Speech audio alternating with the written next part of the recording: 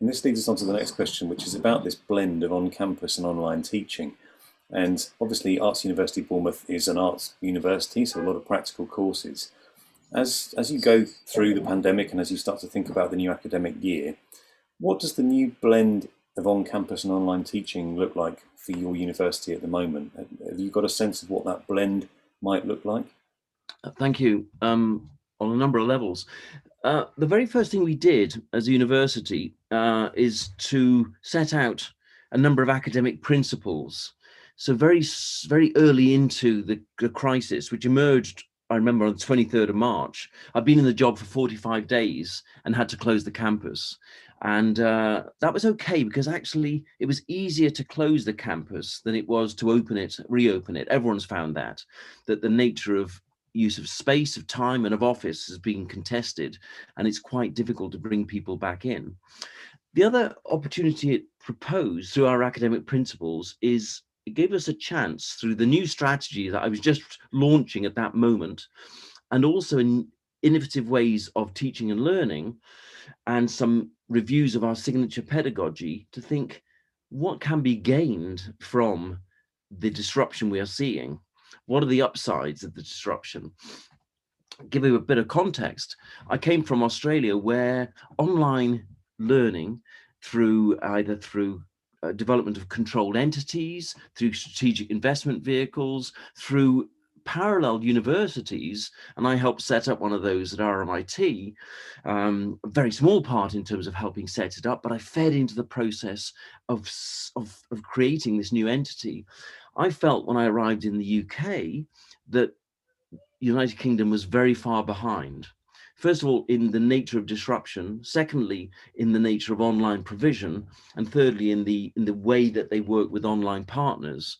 There has been an enormous catch-up at pace, but the population of digital instruction, of instructional designers, etc., is impoverished actually in this country. So you do have a global pool to choose from, but Australia and parts of the States, and certainly even in where I was working in Southeast Asia, were ahead of the game. So there's a lot to be gained from looking at others. And I think most universities in the UK kind of had to snap into action. I've learned quite quickly. Our academic principles gave us a chance to look at delivery, and also and modes of delivery, and the nature of the pedagogy. And what was so interesting over the last year, and I was just in my weekly what we call our COBRA meeting, an international or integrated planning team meeting every week that we have with quite a group of staff to deal with the pandemic. Our principles were built around the fact that, yes, we could deliver quite a lot of online learning in lectures, in seminars, in group events, and so forth. And I was very impressed by how the university pivoted on the challenge and moved, as we had to, 100% online, how the technical instructors created a vast amount of content. But also the mantra I had when I arrived is that we were seeing a move globally from staff who were creators of content into curators of content, those who could bring together for students a vast amount of material, whether it's on LinkedIn Learning, whether it's on YouTube, whether it's in a whole range of other formats. And I think that's fairly novel in the UK still. I think it's fairly novel in practice-based environments, but I've seen rapid developments. The tendency now, and I saw this in the last meeting, is for people to say, but the new normal means we'll go back.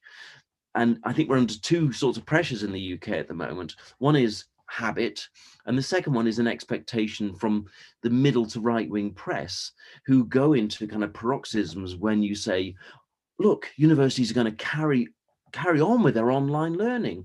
And I think, great, that's probably the best thing that could happen. Some universities have gone out of their way to dismantle their lecture theatres, recognizing that lecturing is actually a very dull way of imparting information. I still think there are parts of the UK sector that don't realize that we have had flipped lectures and flipped classrooms for decades. So I think there's a real opportunity here. We have built into our new review of the curriculum, we put a big project in the last year around curriculum 21, which means that up to 30% of our activity can be delivered online. How that's built in is at course level under guidance from the central team, but we've made as much effort to move into that space. I've talked to other leadership teams, and many of them are moving a lot of their material, especially at postgraduate, into online. And just to finish on that point, the external examination we had recently from our external examiners, the commentary there was really quite extraordinary. In our film degree, we've got an outstanding film degree with a leading film school, said you barely know there'd been a pandemic. The quality of the student work and the workarounds and the safe practices that have been put in place.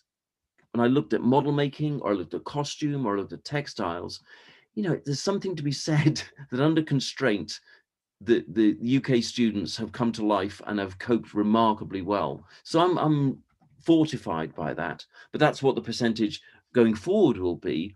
But the doors are open now for a bigger conversation about how students learn, and I learned this in Australia, you can create a community of practice online. The Open University has been going since the mid-60s very successfully. There are many, many other private organizations out there, Udacity, Coursera, Seek, you name them, they're all there, and there's a lot to be gained from understanding how they're innovating.